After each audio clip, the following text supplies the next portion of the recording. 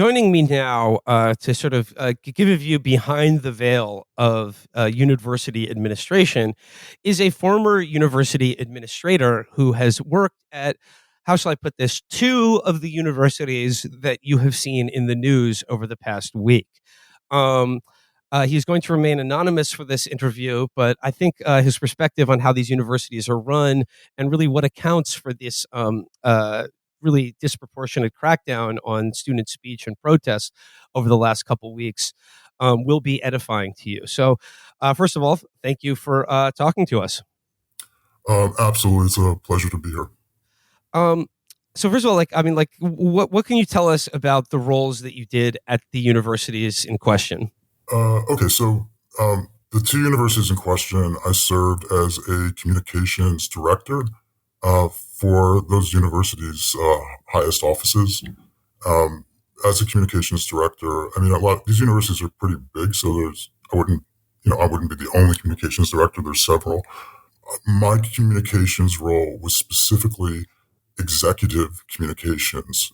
So what that means is that I was responsible for both the internal and external communications generated by the top executives at that administration, whether it be the president, provost, vice presidents. So really people at the highest level of the administration, like pretty much the top of the pyramid. Those are my roles. Well, you mentioned sort of the structure of these universities, these colleges, as sort of institutions, and like lost in the discussion, I think, in the media coverage of this is just sort of an understanding of like how these institutions are governed and like the actual internal structure that governs these universities, like the president versus the provost, the board of trustees. What can you tell us about like what's missing from perspective about like how these university administrations are actually function and run and are constructed? Yeah, I think it really is a valuable thing to just take a minute or two to give an overview of university admin structure, because for so many people, the public, the media, even the campus populations, that these structures can really seem Byzantine. And if you're approaching them, especially from the media from the outside, you might not know who's in charge of what, who do you go for information or confirmation about certain things.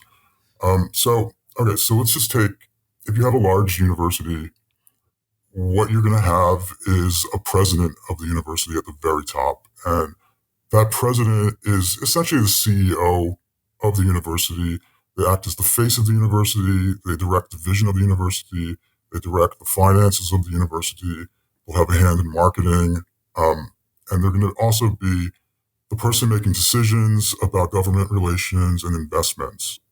And so these are the figures that you're going to really see in the media a lot right now, being asked about the climate or the situation of their campus. Just below that person, you'll have a provost. Now, the provost is the person who will handle all the academics of the school, like the actual functioning of the classes and degrees, certification. They're the person who's going to interface with the faculty and the students the most. And then below that, what you'll have is vice presidents of different areas of the school. So you'll have a vice president, say, of communications, of faculty relations, student relations, and so on. And then if you have a larger school, such as, say, Columbia, what you have is a university that's made up of individual schools. So there's this Columbia School of Journalism, there's Barnard, there's Teachers College, and so on. Each of those schools will have their own mini replication of what the larger structure is. So they'll have their own president, provost, communications teams, and so on. Something like another university in the news right now is CUNY, and CUNY is really unique systems to take a look at because they are not one college; they're a college system. They're a university system. So it's 25 individual colleges throughout New York's 5 boroughs that are beholden to a central office that makes the big decisions about that whole system. So it's almost like a federal versus state system of government. So that's kind of like the way the CUNY system is run. So when you see in the news right now, CCNY, which is CUNY's original university, that's just one college that makes up, entire 25 school system. I myself am an alum of the CUNY Grad Center. Never graduated, but did attend. What can you say about the role? We've heard a lot about the board of trustees. What Yes. role do they fill in like the life of a university, and particularly in the pressure exerted on a university in terms of policy? Okay, so this is a very important thing to understand. The president and the provost of um, these universities are not making their decisions independently.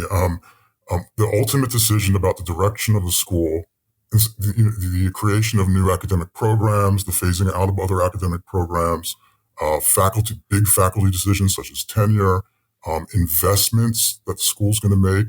Those big decisions are made by a board of trustees. So when you think about it, you imagine, okay, so these are institutions of higher education. So the board of trustees must be largely populated by individuals who have a background in education or pedagogy. That is actually really not true. The individuals that make up the trustees are very often strategic political appointments, and they come from an array of industries. So, you know, for example, Columbia's board of trustees contains at least one trustee who is currently an exec at Lockheed Martin. That's Right. Jay Johnson. He is on the board of directors at Lockheed Martin. Okay. So so that's one guy. If you take a look at, I don't know, it's like CUNY's board of trustees, you're going to find is a lot of real estate people. You're going to find people that come from Wall Street, Silicon Valley. There's even PR mogul there who was associated with Harvey Weinstein for a while. This is all very publicly facing too. I think if you Google CUNY board Harvey Weinstein, you'll see how this individual trustee connects there. It was CUNY students and faculty were always very vocally, in opposition to that. But these are just examples to show that the board of trustees are not people who understand higher education, like or the ins and outs of what happens in the classroom or what students' needs are pedagogically. They are, they're political appointments. They're put there because they're advantageous to the school in terms of, I would say, investment in the school from private entities. What money can they bring in? What money can the board members bring in? Actually, I would say that's a major job qualification of board of trustees candidates is basically, okay, we have an opening on the board. Who can we bring in that's going to bring in private money, private funding for the university? That's a big job qualification there. In the case of something like CUNY, which is a state and city run school, trustees are very often appointed. It's all very subtle, but I would say appointed by Albany. Whatever Albany's interests are at the time, might be reflected in the appointments that they suggest for board. So, yeah, this is all to say that the ultimate direction of the school rests with this board. Now, obviously, like we are seeing a lot of these boards, these trustees are exerting a great deal of pressure, and I think like that may explain these universities' outsized reaction to student protests. What can you tell us about why you chose to leave your most recent job as an administrator at one of these universities? In another lifetime, I was a writer, and very difficult to keep a roof over your head when you're a writer. I think a lot of people would. It wouldn't be a big surprise to a lot of people. So when I was able to enter the communications world of higher ed, I found work that was fulfilling in that I was working with some of the most powerful people in New York State, in New York City, to really help craft messaging to connect with not just the campus community, but the community, the New York community overall. This was very meaningful work for me. I knew that there was going to always be a political give and take for me because, my politics are always going to be very much to the left or whatever the admin wanted. And I was always able to negotiate that, right? I mean, if you're a communications professional at a university, a lot of times you're just like having long conversations about, okay, what are we going to write for our holiday message this year? Right? Is it going to be season's greetings or like happy holidays or whatever? And you're just like, whatever, whatever the admin wants, you're going to do, whatever. But October 7th really, or the reaction to October 7th really changed things for me. Um, I, I could no longer toe the party line of the university administration. And that party line was to minimize or deprioritize the Palestinian perspective and Palestinian suffering.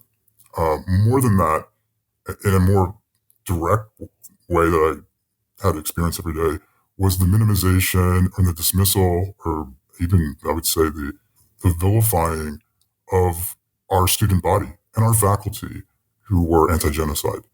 There's only so much I could do with that. I couldn't wake up every day and just keep doing it. I do want to say this, like when you work in a communications office and during a time like this, you're experiencing real banality of evil vibes. It's just like I don't think anybody is waking up with malicious intent to toe the party line that is, essentially pro genocide. um, but you're trying to compartmentalize as much as you can, just get through the day, clock in, get a paycheck, and then go home and decompress. What I found is that I could not do that in perpetuity. I'm just not that kind of guy. So I really thought it was time to get out. And the reason I decided to start talking more publicly about my experiences is because witnessing the absolutely brutal crackdown on student protesters, juxtaposed with the images of yet another mass grave being unearthed in Palestine, just has completely incensed me, and really has made me really, I don't know how to say this, deeply troubled and disturbed by the direction that my former employers, these universities, are going, especially in their interaction with their own student populations. Now, you mentioned the brutal crackdown that occurred this week at campuses all over the country, but here in New York City at CCNY and Columbia. Hundreds of arrests made, hundreds and hundreds of fully tacked out NYPD officers raiding Hamilton Hall, raiding the CCNY campus, which is a public university that whose gates are normally open. It's like CCNY. There's an avenue that just runs across it. It's part of New York City. But I guess from someone who has an outsider's perspective, who hasn't peered beyond the veil of these universities and how they're really run, one might be struck by how completely absurd and nonsensical and counterproductive the response by inviting the NYPD in, having these mass arrests. It would seem from my perspective that were this an example of any other form of organized student protests not having to do with Israel, even if they were protesting a war that the United States was more directly, like the Iraq War or our anti-apartheid protests that took place in the 80s, even from a cynical university administrator's perspective, wouldn't the game plan normally be the typical kind of you're seen, you're heard acknowledgments, some symbolic concessions and negotiations, but basically just letting them do their thing and doing just symbolic concessions and then basically not doing what Columbia and other universities have done.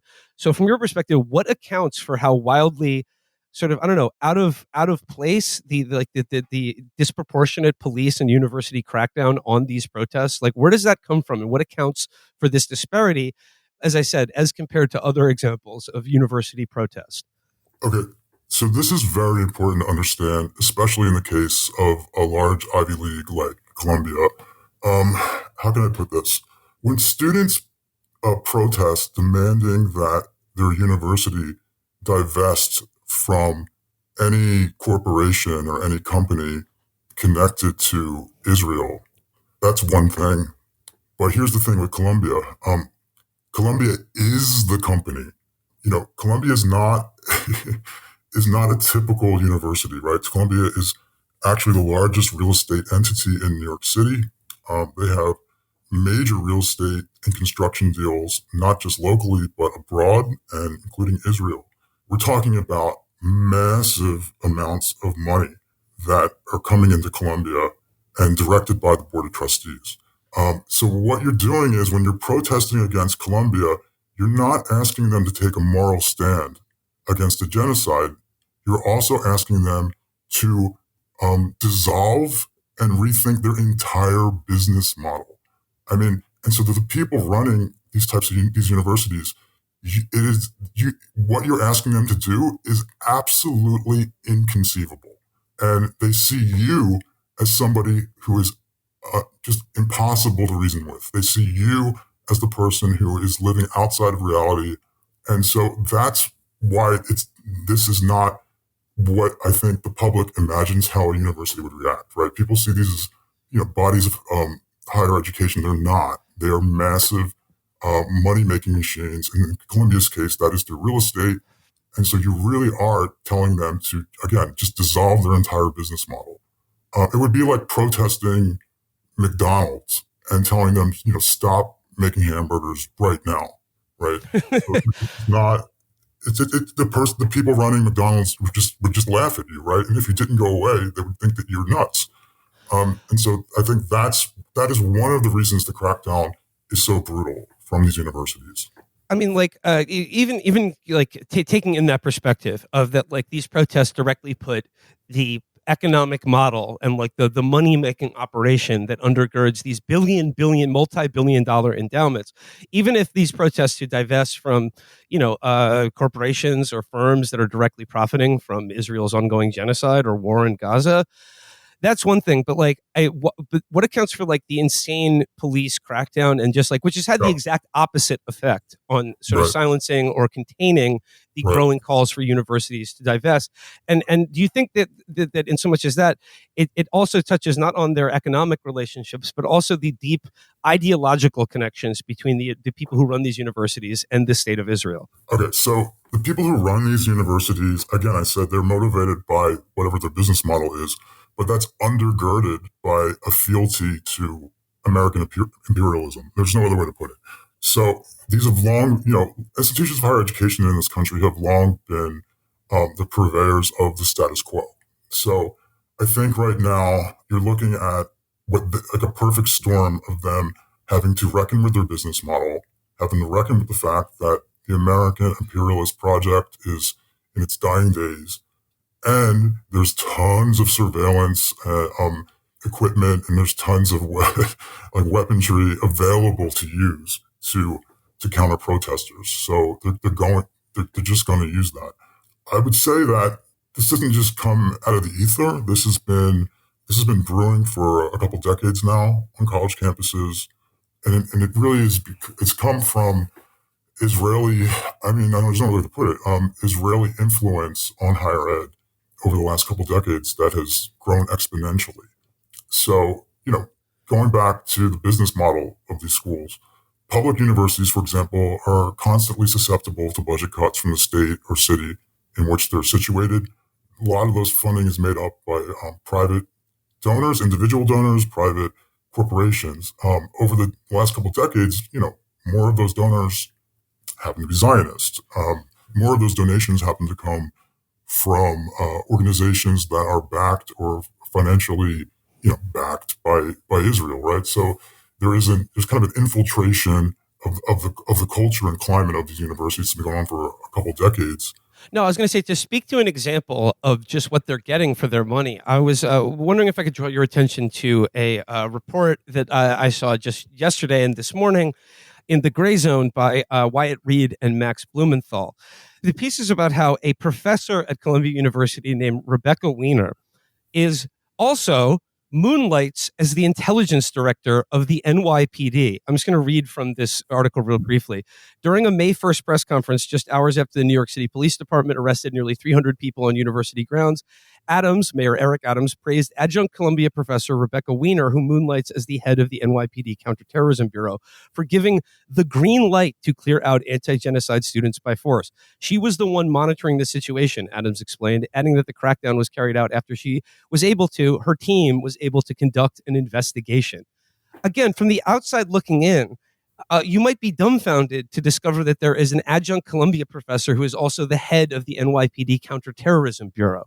How does something like make this make sense to me? I mean, I look. I'm glad you asked the question because these are things I would ask myself every day on the way to work, at work, on the way home from work. So people need to understand what universities in 2024 in the U.S. are. They are not they are not bodies of higher education exclusively anyway. Again, they are they are businesses that are pumping tons of money into the hands of a small, contingent of people. And part of the way that you ensure profits is that you maintain the status quo. And one of the ways you maintain the status quo is to establish this very porous relationship between law enforcement and the university, between the military and the university. And in the case of these schools, establishing a very porous relationship with the government of Israel, right? I think a lot of things, important thing to understand is that, there are a lot of Israeli students and faculty in the U.S. And because Israel has universal conscription, that means that, a lot of these faculty and students either are, have been, or will be members of the IDF, right? So, on an individual basis, it's probably fine, right? Everybody's, nobody's trying to, cause any trouble. But when you just pull out, I cannot imagine any other foreign government having that type of porous relationship with higher education. And so, basically, to answer your question, like there has to be a maintenance of the status quo, and one of the ways you maintain the status quo are the continuous relationships with the IDF, continuous relationships with law enforcement, because now they have a foothold in the school and they can direct the culture and they can act as intelligence gatherers essentially for those law enforcement bodies or foreign militaries and so on. It's just it sounds like crazy conspiracy theory, but it's not. It's just what's happening. Now, in terms of directing the culture of these universities and the students and faculty that attend them, I mean, like in terms of that function of enforcing a discipline, what can you tell us about your experiences at these universities as it regards to how sort of groups that are funded either directly or indirectly by Israel seek to kind of play up or really manufacture incidents of quote unquote campus anti-Semitism? Like, how would you as an administrator be brought to like sort of be forced to reckon with or call into account these reported incidences of anti-Semitism on campus? Right. So I think it's important to understand about how universities define or choose not to define anti-Semitism and how those definitions and what the genesis of those definitions are, right? So I'll just give you an example. When I started at one of the universities where I was working, I was told pretty much from day one that as a communications professional, one of the priorities that I was going to have to undertake is finding ways for our messaging to address and combat anti-Semitism on campus. I was told that at this particular university that it had become essentially a cauldron of anti-Semitism. Now, this was very alarming to me because I take anti-Semitism very seriously. I think that it is a real danger and needs to be snuffed out and it needs to be addressed. But the thing was that the more I investigated to find out what were these incidents of anti-Semitism, who was being harmed, what were the reports, I wasn't finding anything concrete or even anecdotal. So I thought if this was I was doing something wrong. I thought, like, Jesus Christ, am I this naive that I can't see all this anti-Semitism all around me? Like, I grew up in a big city. I've lived in New York for 20 years. My closest friends are Jewish. My mentor is Jewish. What is wrong that I cannot see or sense anti-Semitism? And so I really sought out the counsel of Jewish colleagues, of Jewish students, and even they couldn't point me to anything concrete. When I met with a particular member of our DEI office, and what she told me was she just ran down the list of what was unofficially considered anti-Semitism at this university. And so these were things that really surprised me, right? So these were things such as a student or faculty member mentioned the word Palestine. A student or faculty member mentioned justice for Palestine or free Palestine, like slogans like that. But it went beyond slogans or even terminology to actual, you know, historical fact. So, for example, if a faculty member or student wanted to discuss or present on the Nakba, that was classified as an anti-Semitic incident. If anybody brought up, the pure fact that Israel had referred to itself as a settler colonial state, that was also considered anti-Semitism. So what I found was that the definition was just so broad that even the slightest advocacy for a Palestinian state or Palestinian justice was considered hate speech. And what I also found was that there are on-campus organizations, and I'm not going to name them because some of them are pathologically litigious. So, like, there are on-campus organizations that were essentially rooted in Israel and had chapters at, and they had chapters at universities all over the country, even in places where there aren't really many Jewish students or any. And one of the, I guess, one of the objectives of these organizations is to really influence and shape what the definition of anti-Semitism on that campus is going to be. So at the one university I worked for, the university was working to adopt an official definition of anti-Semitism, which, by the way, I think is a very good idea. I think all universities should do that. So, because again, I take anti-Semitism very seriously, but also what it does is it establishes what is and what isn't anti-Semitism, and then from that you can have a sense of what has to be investigated, what has to be remedied, and so on. At the university I was at, they did a very good thing. They adopted a definition of anti-Semitism that specifically said that any criticism of Israel was not considered anti-Semitism. That advocacy for Palestinian freedom or rights was not anti-Semitism. So this was a good thing that this university did. However, when I did a peer audit of other universities with other definitions of anti-Semitism, they were much more draconian and much broader. And from what I researched, were very much influenced by these on-campus organizations. So that's that's to me is a big issue nationwide. It's just how the definition of anti-Semitism has become broader and also more draconian, and how it hasn't really happened organically or through a grassroots movement or even with collaboration with students and faculty in the community. It's coming like a cut and paste from what these on-campus organizations say is anti-Semitism. Now, conversely, there are universities that do not have an official definition of anti-Semitism, and I think that is even more problematic because then anti-Semitism can be anything at any time, like whatever the university wants. And this is a big issue I'm seeing in media right now. Right now, I'm visiting family that are out in the suburbs, and like, when they wake up in the morning, like their default opinion is that Israel needs to stop killing Palestinians, right? And student protesters are on the right side of history. But by 11 a.m., after watching nonstop, local news and CNN and the View, Jesus Christ, the View, by 11 a.m., they're like, oh, all these kids are anti-Semitic. The problem is that when the media is breathlessly reporting that all this anti-Semitism is happening on all these campuses, they're not actually reporting what that university's definition of anti-Semitism is, right?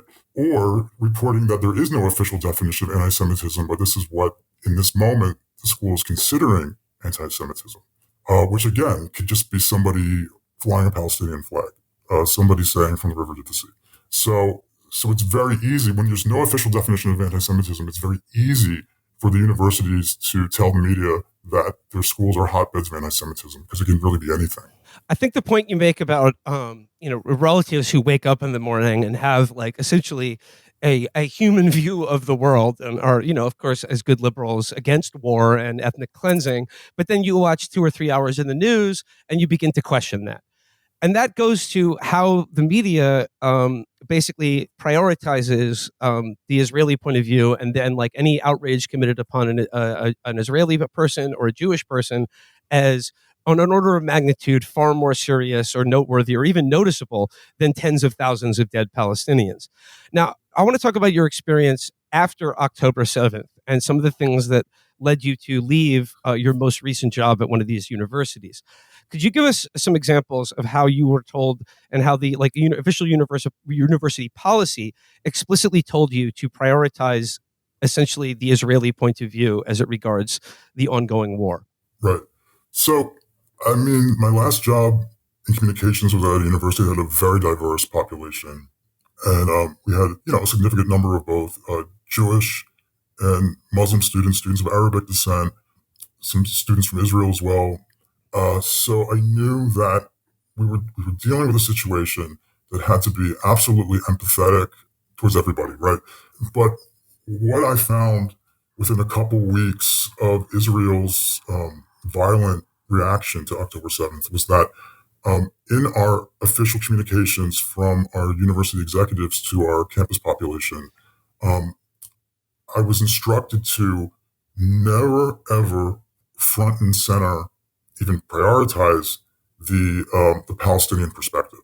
In fact, I was at times we really came down to vocabulary and line edits. At times, I was told not to say Palestine in our communications, but to use the word Hamas instead, and to present it as a horrific, complicated war between two equally armed militaries.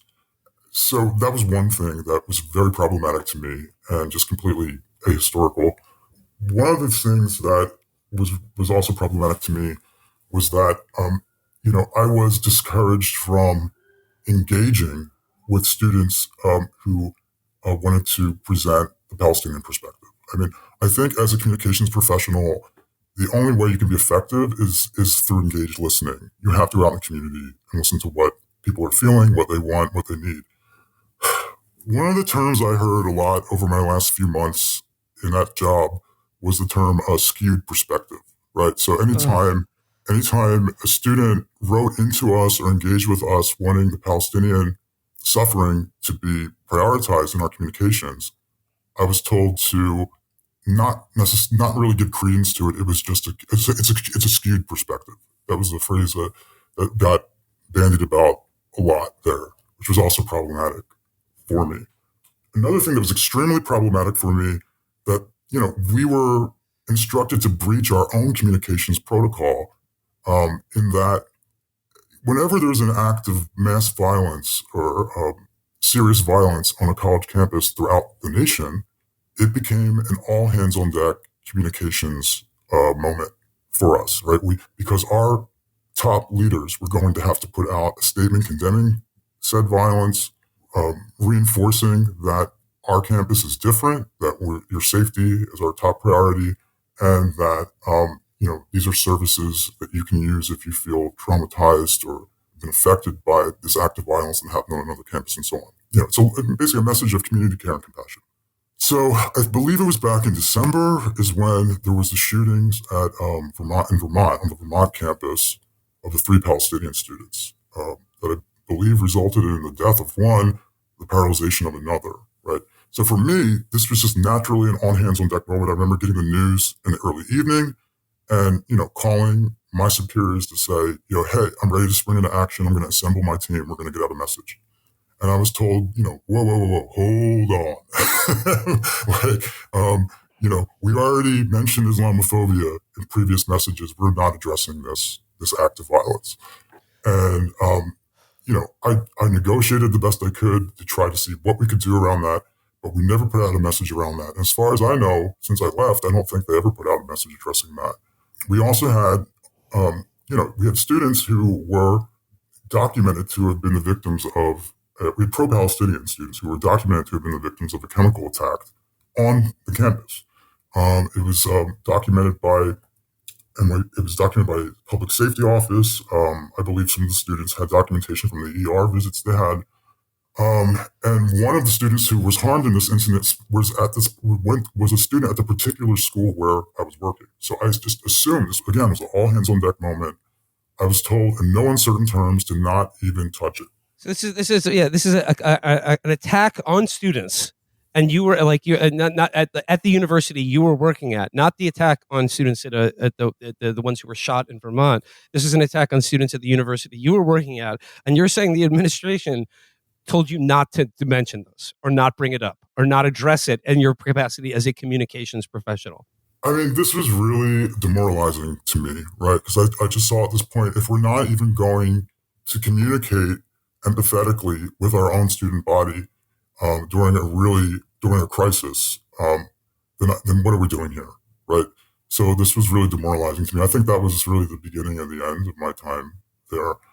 So those are just some examples of that. I mean, conversely, and I will say this to be fair, there were some good things the school did. I mean, when the Israeli or the pro-Israel doxing trucks showed up outside our school with the images and addresses and contact info of different students who were pro-Palestine, the school did, not the university, but the school I was at did condemn that and spring into action to make sure the students had the kind of legal counseling they would need to end that.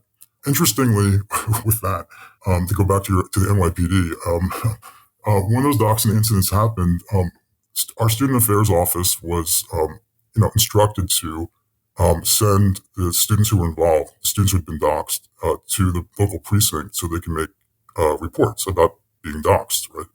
Within 24 hours, the school received a message from that precinct that they would no longer be taking or investigating any reports about doxing. So I don't know what that is. I mean, make of that what you will.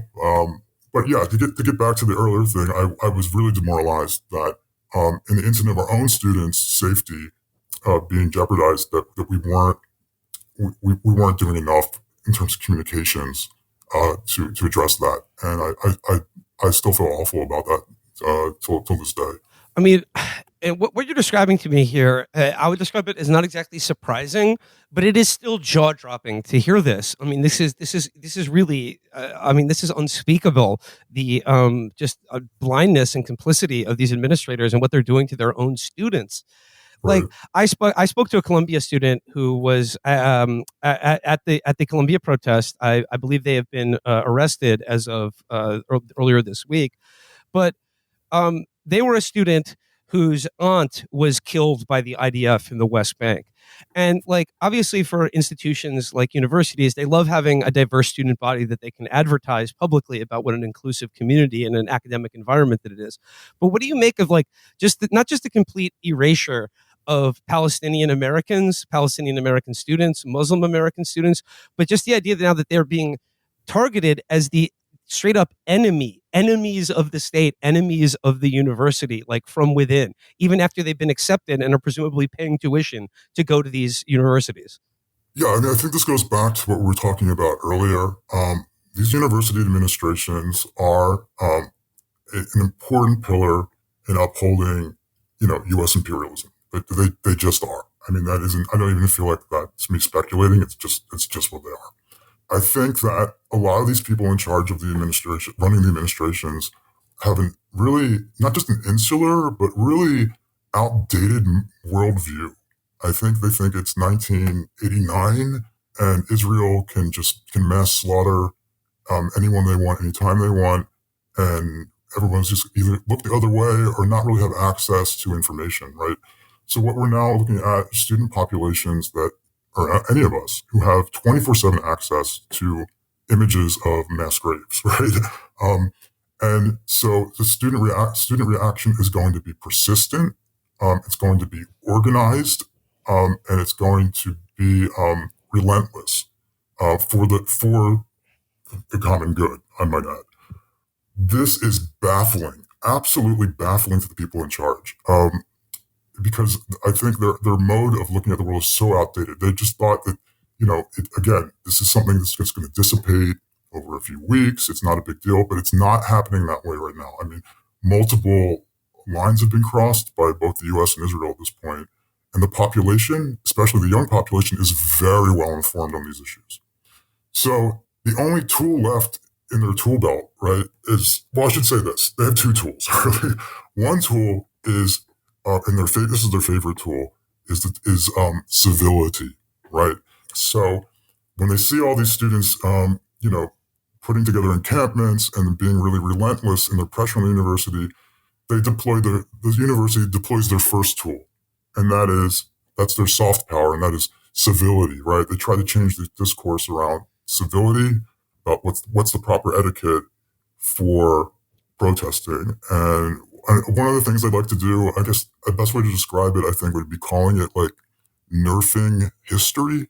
Like they go back to, well, Yeah, like, the endless search for nuance and complexity. well, yeah. I mean, what I'm saying in like nerfing history is like they're going back to volatile historical events and rewriting them as just like civil, interaction. So they go back to 1968 and protests and say, those protests were done the right way, right?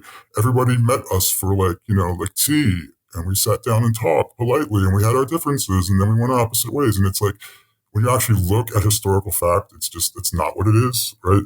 It was actually really volatile and chaotic, and it should have been. Well, I mean, I'm talking about 1968 on an order of magnitude more volatile than anything we saw from the student protesters, at least. Right, right, right. And by the way, I might also add with 1968 protests, Columbia gets a lot of credit for being the linchpin for that, but it really began at CCNY. It really began with CUNY. But that's an aside. So anyway, that's the one tool that these administrations have. They want to deploy this nerfing of history, this call for civility. But they've underestimated, how passionate, how dedicated these students are right now. The students right now are absolute queens and kings to me because they are staying on message. They're not engaging in this civility quagmire. They're not getting the civility quagmire. They're staying on message about why they're out there, right? So after that tool cannot be used, the only tool left in the tool belt is brute force. And since it's 2024, we have police departments that are armed to the teeth, right? So, I hear people talking in media, social media, whatever, saying, "Oh, I hope the National Guard's not deployed. If they deploy the National Guard, it's going to be awful." And my response is like, you don't need the National Guard anymore. Like every police department has, we saw it the other day, like bridges that go into buildings. And yeah, the bridge tank, sure. Yeah, they all have bridge tanks. So it's like, why do you don't need the National Guard? The National Guard might actually, have. They're kitted out with they got the last year's shit. They got last year's shit, and they might actually have some like mechanisms for accountability, right? So, whereas your local police department, I mean, if you're going to compare the state National Guard of New York versus the NYPD as to which of those two institutions is more thoroughly enthralled to a foreign country, I would choose the National Guard as being the American option. Right, right. But again, just to answer your question very quickly, the administrations right now really feel like they have two tools. One is civility, that rhetoric around civility, that's not working. So they went to the next tool, and that is brute force. And, brute force in 1968 meant, National Guard, which was bad enough, and also it meant cops with batons. Today, brute force means, cops trained by the IDF showing up in literal tanks. So that's what I'm saying. There's kind of a myopic view of how the situation can be dealt with. I guess I really want to thank you for sharing your experiences. I think they are immensely clarifying to people wondering why this is happening, or maybe like it just puts a fine point on what's really going on here. But I guess I want to get you out of here with this question. Just for people listening to this, or even probably many people listening to this who are partaking in these protests themselves on campus or elsewhere, but particularly as students of an academic institution, what should they keep in mind from your perspective about what they're doing and just sort of like going forward, and just like what this all pretends in terms of academic freedom and freedom of speech, and the student bodies, what power they do have to exert influence over these administrations? What I would say to students is this very simply: you're winning. The brutal crackdown, as horrible as it may seem, is a sign that you're winning. These administrations got nothing else right now. So do not stop, and absolutely stay on message. Like I said, they're not doing it, but avoid the temptation to get into the civility discourse quagmire. Stay on message like you've been. Keep reminding people you're out there because of the mass graves, because of the 50,000 confirmed dead Palestinians, because of the 2 million Palestinians who have been rendered homeless, to the hundreds of thousands of Palestinians who are now amputees, to the nonstop dispossession and murder of Palestinians in the West Bank, right? Just stay. You're doing a great job. Keep it up. One thing I will say, though, if I could just say very quickly, to my colleagues in communications offices throughout the country, like, my message is this: look, I'm you. I I tried to do it right. I tried to do it every day, going in and out, compartmentalize. But we have crossed some major thresholds right now, and if you're on the inside, just try your best to push back. Try your best to get out there and do more engaged listening with your student population, and do not give up on trying to make even some kind of like the slightest changes that you can in communications. So that's where I'm at. Thank you so much for your time and your perspective. It's like I said, I found this is very edifying. So really, thank you for sharing your experiences. Like I said, beyond the veil of the university with us. No, my pleasure, guys.